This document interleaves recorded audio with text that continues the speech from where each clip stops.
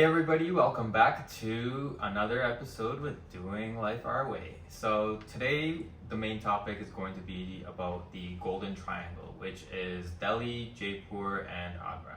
So we did these three places in 7 days and 6 nights, and we're going to tell you kind of how we prepared for the tour and then break down the itinerary and then end off with our thoughts on whether it's worth it and random tips and tricks that we picked up on along the way. We were looking into booking some tours which does the whole Golden Triangle for us. They book everything for us, including our itinerary of places to see, our hotels to stay at, and a driver.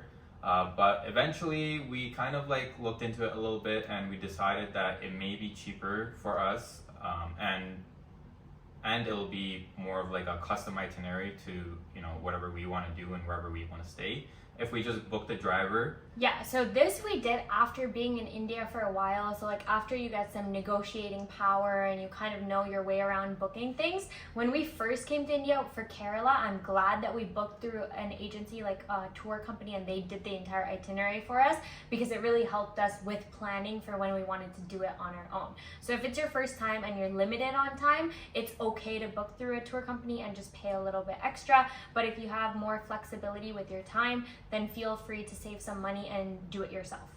All right, so our trip started in Delhi. Now this is a major city, very easy to fly into from basically anywhere. So it's very accessible. People speak English really well there, so we didn't face many communication issues either. And we were easily able to find really nice hotels for a pretty affordable price. Yeah, right? Pretty good prices, and the food was, you could find pretty much whatever you wanted to. Pretty great food. Nothing really disappointed us with the food there. So 2 things to try there, chole bhature and momos, and if you eat meat, then they're known for their butter chicken. Now we're just going to break down kind of the different things that we did. You can follow this itinerary. These are some cool places that we went to and would recommend.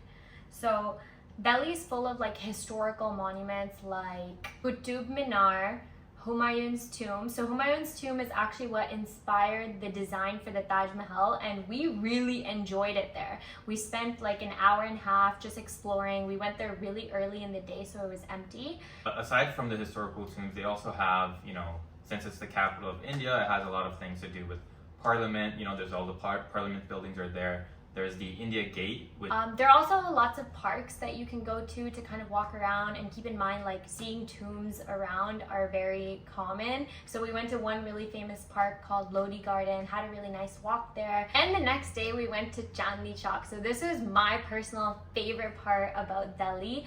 This is essentially one of India's largest wholesale markets, and it is huge.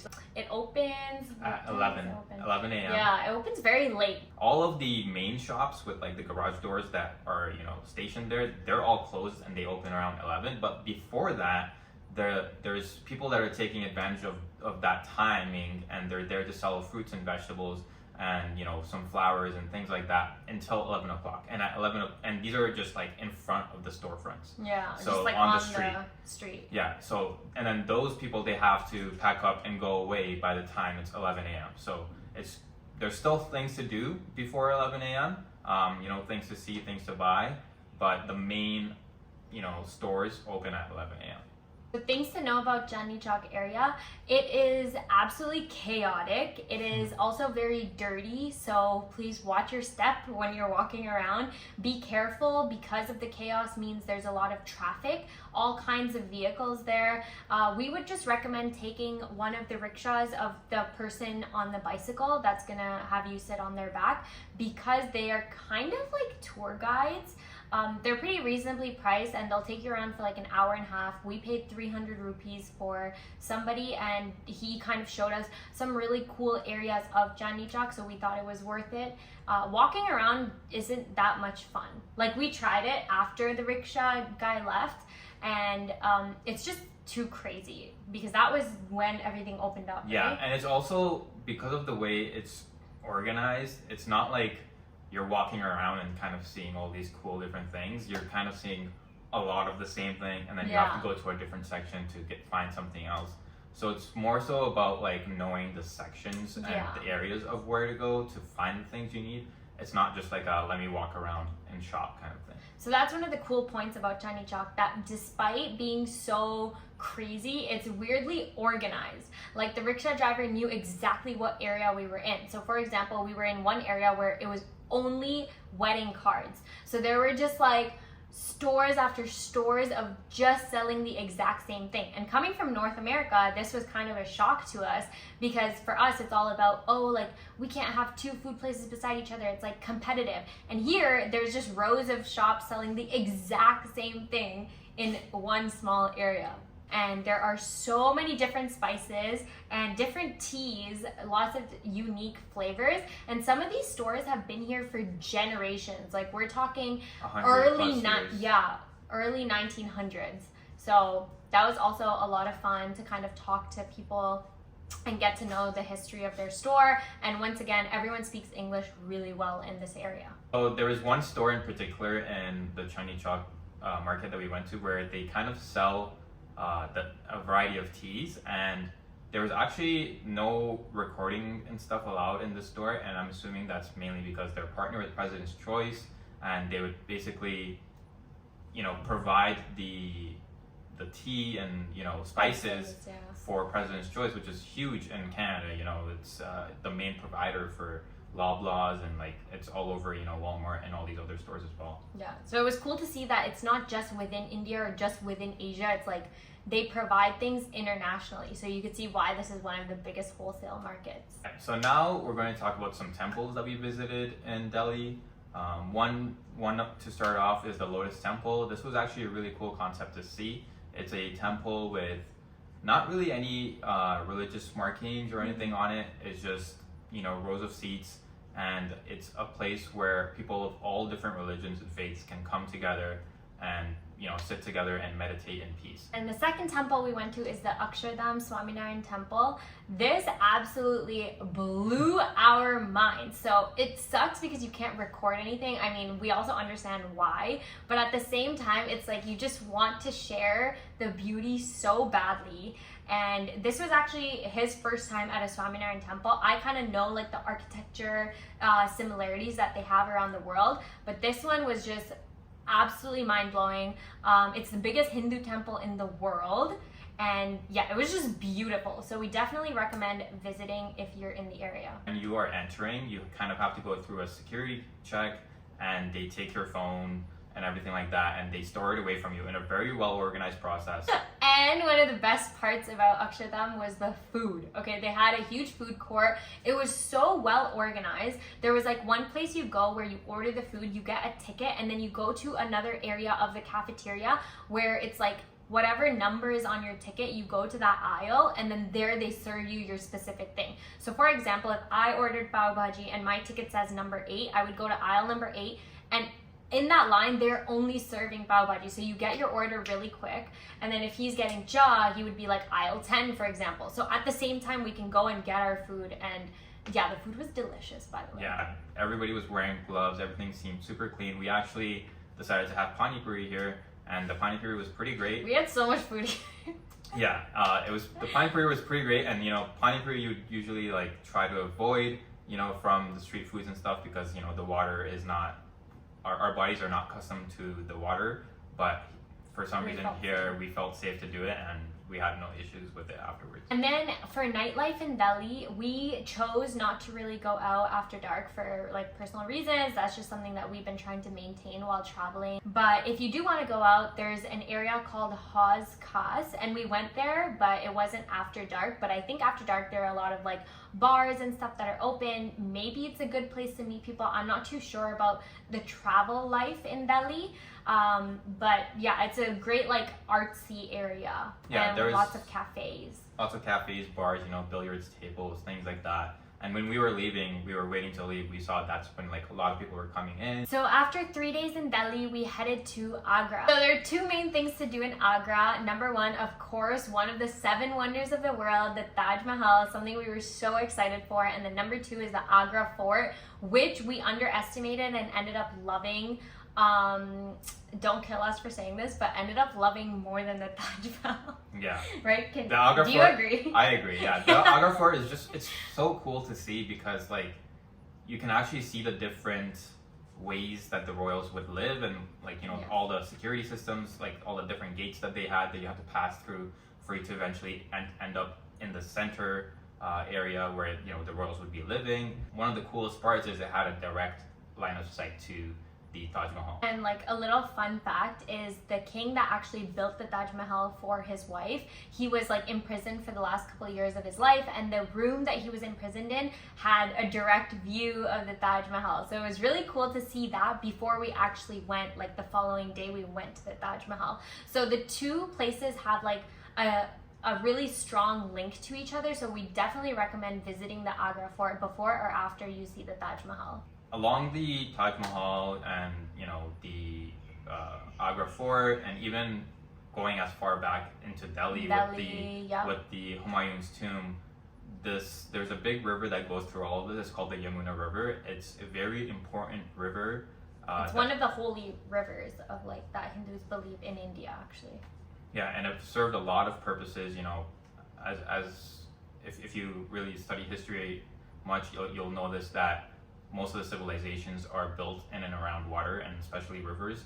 So the river system provided, you know, an easy way of transportation and clean water and things like that. So this river essentially connected all of these different historical monuments and areas, because they would essentially try to stay along the river if they were going to build a big colony. Your tour company might take you to like a tour guide along the way. We experienced this. He kind of just hopped in our car and then started telling us about the Agra Fort. And he didn't tell us how much we had to pay him or anything. He kept being like, if you like my services, like just pay me by donation and stuff. It was very invasive actually, because as Canadians, or I think just as North Americans, we find it really hard to be straightforward and like say no, and you feel bad when someone is almost begging you to take on their service.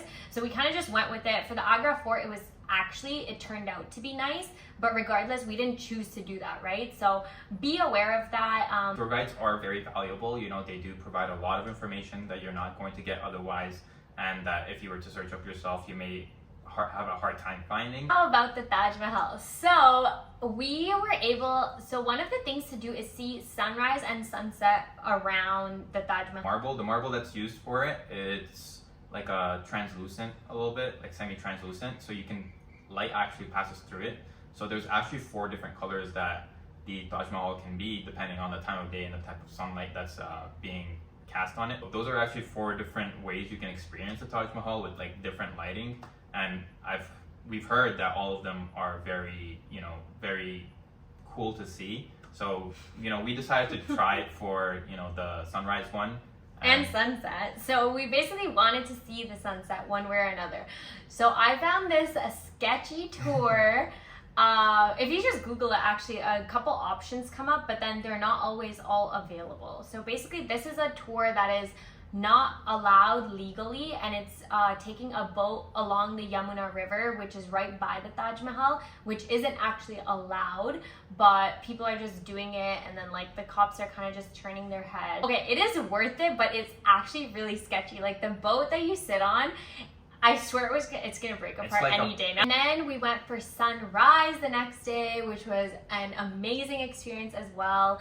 It's much quieter during sunrise. We actually noticed that instantly, like within the next hour or two, it got like double, triple the amount of people. So it is a good time to go. You might get some really great pictures. So the marble art that we mentioned earlier is really famous in Agra. So we actually got a chance to see this artwork happening in person, and it's all handwork, and this stuff takes like hours and hours for people to make the tiniest amount. So if you're looking to buy marble, I guess like Agra is a really good place. Yeah, and one cool fact about the marble that they use is it's non-porous, so you can actually spill anything on it, and it wipes right off. And then if you have extra time in Agra, we recommend going to see the Oberois Villa, which is one of the most luxurious hotels that you can book there. And we kind of just went there by saying that we're gonna go to the restaurant, which we thought we would, but then the restaurant options ended up being quite limited and very pricey. So we didn't stay, but they were more than happy to have us like take some pictures because they have a really nice view of the Taj Mahal. So they're very kind. So one full day in Agra is more than enough to cover like the Agra Fort and the Taj Mahal. And then if you have an extra day, that's always great to explore a little bit more. One thing to note is that the Taj Mahal is closed on Friday. 4.5 hours to Jaipur. Now we're gonna tell you a couple things we did there. Our driver told us that you can do every single thing in one day. He's like, oh, that's what I'm used to. Like people usually do everything in a day. And then like maybe they'll have an extra day here and there. We went there with like 3 nights. So we went there with like 4 days. We took our sweet time doing everything. Our way out from Agra to Jaipur, there is something that comes up called Fatehpur Sikri, which is also a historical area. We got there really early in the day and we were harassed by so many tour guides. So do not go early in the day. Now in Jaipur, these are the things that we did. So the first night we went to a place called Chokhi Dhani. So this is an area, they actually had like a hotel and then they had like a village area. They've made it really nice and you can have authentic Rajasthani thalis there. But like one cool part is that it's very like you pay to enter into this place and your payment includes dinner. So that was cool. We really do recommend going there. Yeah. So then the next day we actually chose to hire a tour guide because we went to a place called Jantar Mantar, which is all about the astronomy of like in India, and we had been recommended by our driver that you probably want a tour guide here because you're going to be confused on your own, and we actually do agree with that. It was kind of confusing and we heard other people talking about how they were confused, people that didn't have a tour guide. But either way, this area is a really cool place to go to. You definitely should, and the tour guide isn't just going to come with you to that one place. They usually pick like 2 or 3 places. So we took this tour guide to Jantar Mantar, City Palace, and the Agra Fort. And we went to City Palace, which is where we found out that Jaipur actually has a royal family, like a current royal family. So one thing I wanted to say about the Agra Fort is, so this is along some mountainous, hilly areas, and it actually has the 3rd longest wall in the world, which is, you know, the first one is obviously the Great Wall of China, and then I think the second one is also in India, and then the 3rd one is where the Agra Fort is. So that was really cool to see. And then some other things that we saw in Jaipur, famous places, the Hava Mahal, Panna Meena Ka Kund, and Jal Mahal. Excuse my pronunciation, but these are things that you could just see from far away. You don't exactly have to enter. Another place we went to, which I noticed not many people go to, but when we were doing our research, like I saw it looked nice, so we went there. It's called the Galta Ji Temple. Like this temple is so beautifully located. It's in the middle of the mountains. There's rocks on either side, rock formations.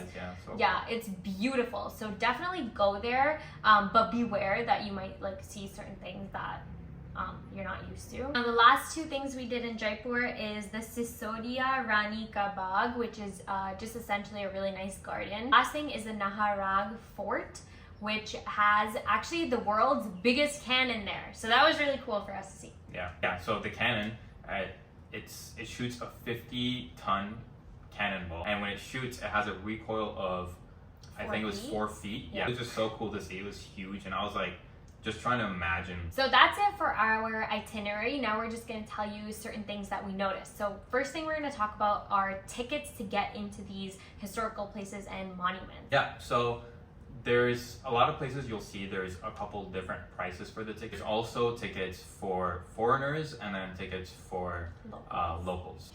Okay, but sometimes you can get away with it.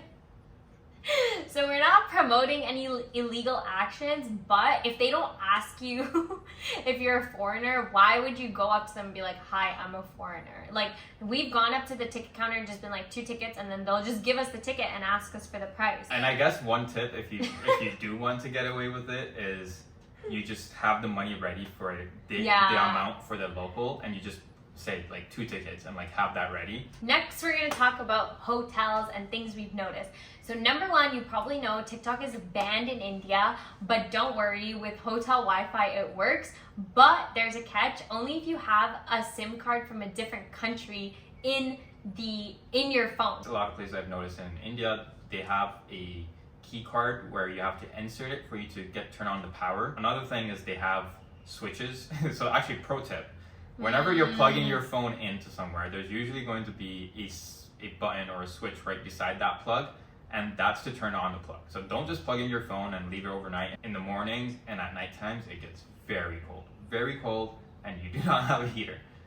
But you can get a heater, a space heater, if you ask the hotel. Now talking about food. So like we mentioned earlier, there were times that we weren't out very late at night, but if we got hungry, we used this app called Swiggy. Shout out to Tejal, she's the one who recommended it to us, and it like was life-saving. But an inconvenient little thing that we noticed is that you can't actually do takeout for Jaw anywhere. So a lot of the places that you go to, like cafes and stuff too, like you would order masala tea and they bring it to you in like a clay. It's like a clay cup that they bring it to you in, and that's like considered normal. I don't know if maybe you can ask them to put it in a takeout container. We never did that because we never felt the need to, but they just assume that you want it in that, and it's more for like sit down and drink it purposes. And speaking on that, the portion sizes are really small. They're like, the masala cha comes in like this. And when we finished, we would say, oh, what do we do with these? And they said to throw it in the garbage.